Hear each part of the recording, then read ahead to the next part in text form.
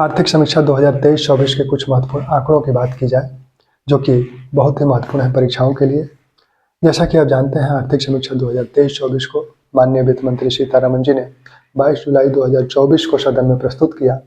और यह जो आर्थिक समीक्षा बनाई गई, यह प्रमुख आर्थिक सलाहकार वी अनंत नागेश्वरन के निर्देशन में इस आर्थिक समीक्षा को तैयार किया गया। तो आर्थिक समीक्षा में जिन बातों पर फोकस किया गया है, उसमें अमृतकाल पर फोकस किया गया है कि अमृतकाल जो कि 2047 में भारत की स्वतंत्रता के 100 वर्ष पूरे होंगे और 2022 में भारतीय स्वतंत्रता के 75 वर्ष पूरे हुए थे।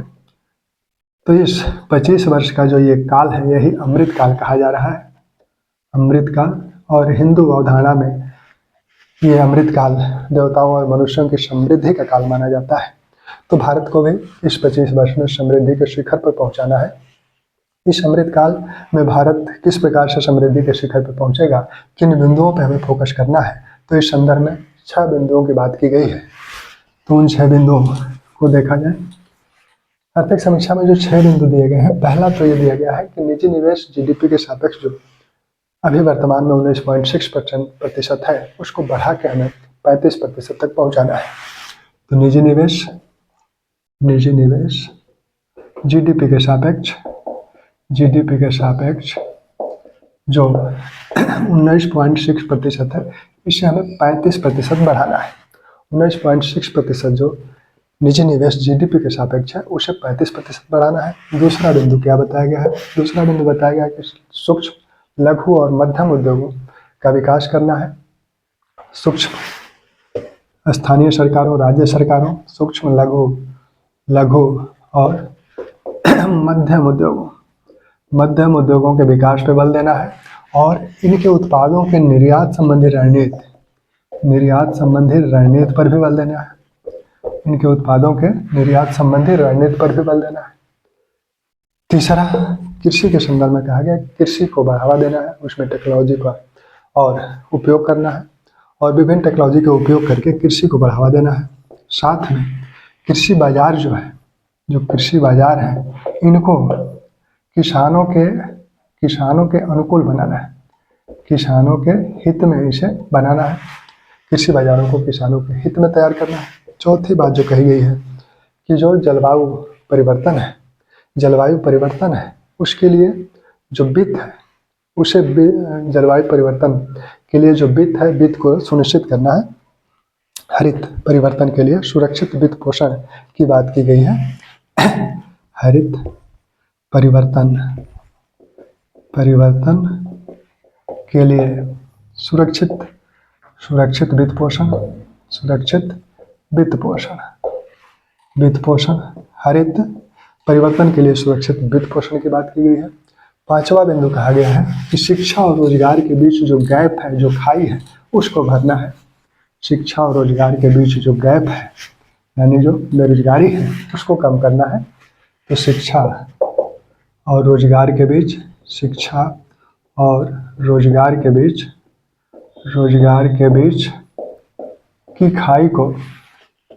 की खाई को भरना है। ठीक। छठवां कहा गया कि राज्यों को मजबूत करना है, क्योंकि मजबूत राज्य ही मजबूत भारत बनेंगे। राज्यों को मजबूत करना है। ठीक, राज्यों को मजबूत करना। अब आर्थिक समीक्षा में जिस बिंदु पर ज्यादा बल दिया जाता है, वो है कि हमारा ग्रोथ रेट क्या है। तो जीबीए में जो ग्रॉस वैल्यू एडेड है देश का, उसमें विभिन्न सेक्टर्स का कितना हिस्सा है, तो उसको देखा जाए तो जीबीए में कृषि, उद्योग और सेवा क्षेत्र इनके हिस्से की अगर बात की जाए, तो कृषि का हिस्सा जीबीए में 17.7% है, 17.7% और 27.6% उद्योग क्षेत्र का हिस्सा है और 54.7% सेवा क्षेत्र का हिस्सा है। 54.7% सेवा क्षेत्र का हिस्सा है। यानी हमारी जीबीए में कृषि का हिस्सा 17.7% है, उद्योग का हिस्सा 27.6% है और सेवा क्षेत्र का हिस्सा 54.7% है। अब आती है कि ग्रोथ रेट क्या है। तो जीडीपी ग्रोथ रेट अगर बात की जाए तो जीडीपी वृद्धि दर।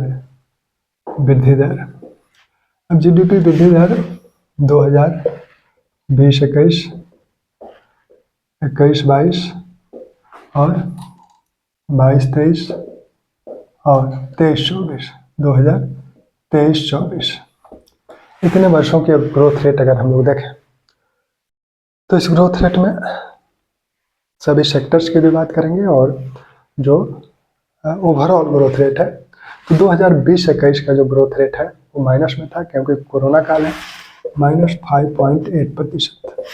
ठीक, फिर 2021-22 का ग्रोथ रेट 9.7% है, 9.7%, और 2022-23 का ग्रोथ रेट 7% है, और इसका 23-24 का अनुमानित 23-24 का 8.2% है, और अनुमानित जो ग्रोथ रेट 24-25 का बताया गया है, 2024-25 के ग्रोथ रेट की जो बात कही जा रही है, ये कहा जा रहा है कि 6.5 से 7% के बीच रहेगा। 2024-25 का ग्रोथ रेट जो जीडीपी ग्रोथ रेट रहेगा वो 6.5 से 7% तक रहेगा। ठीक, अब इस ग्रोथ रेट में विभिन्न सेक्टर्स को देख लिया जाए कि कृषि, उद्योग और सेवा क्षेत्र। देखिए, कृषि के संदर्भ में ये कहा गया है कि पिछले 5 वर्ष में कृषि का जो ग्रोथ रेट रहा है, पिछले 5 वर्ष में कृषि का ग्रोथ रेट जो रहा है वो 4.8% रहा है। ओवरऑल जो औसत ग्रोथ रेट कृषि का रहा है बहुत अच्छा रहा है पिछले 5 वर्षों में 4.8%, लेकिन 2023-24 में ग्रोथ रेट कम रहा है। 2023-24 में ये ग्रोथ रेट कृषि का 1.4% रहा है। तो 1.4% ये ग्रोथ रेट रहा है। अन्य सालों में कृषि का ग्रोथ रेट ज़्यादा रहा है, यानी 5 वर्षों का औसत 4.8% रहा है। ठीक, अब उद्योगों की बात करें तो ये कोरोना काल है, तो कोरोना काल में -0.4%, सेवा क्षेत्र और भी कम था, -8.4%, 21-22 में बढ़ा, उद्योग बहुत बढ़ा 12.2%, सेवा क्षेत्र भी बढ़ा 9.2%, 22-23 में जो उद्योग है वो थोड़ा कम रहा, 22-23 में उद्योगों का ग्रोथ रेट कम रहा 2.1%, और इसी 22-23 में सेवा क्षेत्र का ग्रोथ रेट अच्छा रहा, इसलिए ये 7% थोड़ा सा कम हुआ था, इसलिए क्योंकि उद्योग क्षेत्र का ग्रोथ रेट यहाँ कम हुआ था, तो ये 9% ही रहा, 9%। और 23-24 का जो ग्रोथ रेट है वो दोनों का अच्छा है, सेवा क्षेत्र का थोड़ा कम हुआ है लेकिन उद्योग क्षेत्र का अच्छा है, 9.5% और 7.6%। ठीक, तो ये ग्रोथ रेट ओवरऑल जो ग्रोथ रेट है 20-21 का -5.8, 21-22 का 9.7 और 22-23 का 7% और 23-24 का 8.2%। उसमें उद्योग क्षेत्र उस समय कोरोना काल में -0.4% था, सेवा क्षेत्र -8.4% था, 21-22 में उद्योग क्षेत्र बूम किया 12.2% था और सेवा क्षेत्र भी अच्छा प्रदर्शन किया 9.2%। 23-24 में आकर 22-23 में आकर उद्योग क्षेत्र का ग्रोथ रेट कम देखने को मिला 2.1%, लेकिन सेवा क्षेत्र अच्छा प्रदर्शन किया 9.1%, 9.00 यानी 9% ग्रोथ रेट रहा। 23-24 में दोनों का ग्रोथ रेट ठीक है, सेवा क्षेत्र थोड़ा कम हुआ है लेकिन उद्योग क्षेत्र का ग्रोथ रेट अच्छा है 9.5% और 7.6%। ओवरऑल 23-24 का जो ग्रोथ रेट है वो 8.2% है। 24-25 का जो अनुमान लगाया गया है बजट में वो लगाया गया है 6.5 से 7%। ठीक, अब हम लोग इन आंकड़ों से सवाल बार बार पूछे जाते हैं, इसलिए आप इनको ध्यान दीजिएगा।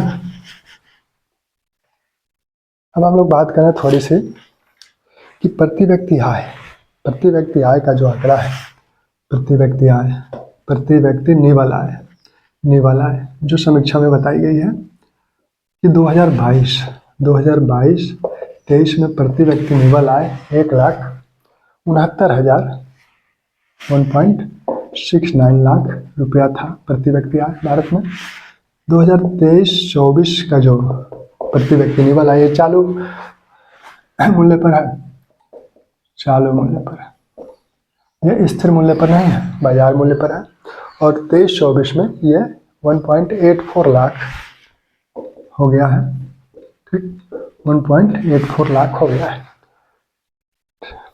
ये ग्रोथ रेट 1.84 लाख हो गया है। जो प्रति व्यक्ति निवल आय है वह 22-23 में 1.69 लाख था और 23-24 में 1.8 लाख हो गया है। 1991 से 2024 के बीच, 1991 से 2024 के बीच जो प्रति व्यक्ति आय है उसमें जो वृद्धि हुई है वो 35 गुना की वृद्धि हुई है। प्रति व्यक्ति आय में 35 गुना की वृद्धि हुई है, 35 गुना की वृद्धि हुई है। प्रति व्यक्ति आय में 35 गुना की वृद्धि हुई है, ठीक। अब मुद्रास्फीति की अगर बात की जाए तो खुदरा मुद्रास्फीति 22-23 में 6.7% रही थी। खुदरा मुद्रास्फीति 22-23 में, खुदरा मुद्रास्फीति 22-23 में 22-23 में 6.7% रही थी और ये कम हुई है 2023-24 में, ये कम हो गई है और ये कम हो गई है 5.4%। अभी भी थोड़ा सा, अभी 4% जो आइडियल मुद्रास्फीति है उसके करीब पहुंचने वाली है, लेकिन अभी पहुंचे नहीं है। 5.4% खुदरा मुद्रास्फीति है, ठीक। अब हम लोग राजकोषीय घाटा की बात कर रहे हैं। राजकोषीय घाटा, राजस्व घाटा और प्रभावी घाटा। राजकोषीय घाटा, राजकोषीय घाटा, राजस्व घाटा, प्रभावी घाटा। राजकोषीय घाटा, राजस्व घाटा, प्रभावी घाटा और प्राथमिक घाटा। प्रभावी को बाद में लिखते हैं, प्राथमिक को पहले लिखते हैं। प्राथमिक और प्रभावी घाटा, ठीक। जो ईयर है 2021-22, 22-23 और 23-24। 2021-22, 22-23 और 23-24। 2021-22, 22-23 और 23-24 के जो राजकोषीय घाटे हैं 2021-22 में 6.7% था। 2022-23 में कम हुआ, 6.4% हुआ और 23-24 में यह 5.6% रहा। और यह जो राजकोषीय घाटा है 24-25 में जो अनुमानित है राजकोषीय घाटा वह 4.5% अनुमानित है। 4 के आसपास रहना चाहिए, ये आइडियल है। तो 4.5% 24-25 में अनुमानित है राजकोषीय घाटा, ठीक। राजस्व घाटा की अगर बात की जाए तो राजस्व घाटा 23-24 में जो रहा था, 22-23 में जो रहा था वो 2.6 था। राजकोषीय घाटा, राजस्व घाटा 2.6 था और ये 23-24 में हो गया 1.8% जीडीपी का, ठीक। प्राथमिक घाटा 23-24 में 2.3% था, 2.3% था और 22-23 में 2.3% था और 2.3% 23-24 में था। 2.3% 23-24 में था और 24-25 में यह जो है 1.4% होने का अनुमान है, 1.4% रहने का अनुमान है, ठीक। प्रभावी घाटा 1.6% था और इसे 0.6% होने का अनुमान है 24-25 में। 24-25 में प्रभावी घाटा 0.6% होने का अनुमान है और पिछले वर्ष 23-24 में 1.6% रहा था। राजकोषीय घाटा 21-22 में 6.7% था, 22-23 में 6.4% था, 23-24 में 5.6% था, 24-25 में 4.5% रहने का अनुमान है। वैसे ही प्राथमिक घाटा 2.3% था और इसे रहने का अनुमान है 1.4% और राजस्व घाटा 2.3% 6% था और 1.8% 24-25 में रहने का अनुमान है। ठीक, तो ये कुछ घाटों की बात रही कि राजकोषीय घाटा, राजस्व घाटा संबंधी जो आंकड़े थे उसकी बात हम लोग किए। अब आर्थिक समीक्षा में अन्य जो बातें हैं वो है कि जो व्यापार है, व्यापार में रैंकिंग भारत की क्या है और किस देश के साथ अधिक व्यापार है, तो उसको हम लोग आगे करेंगे।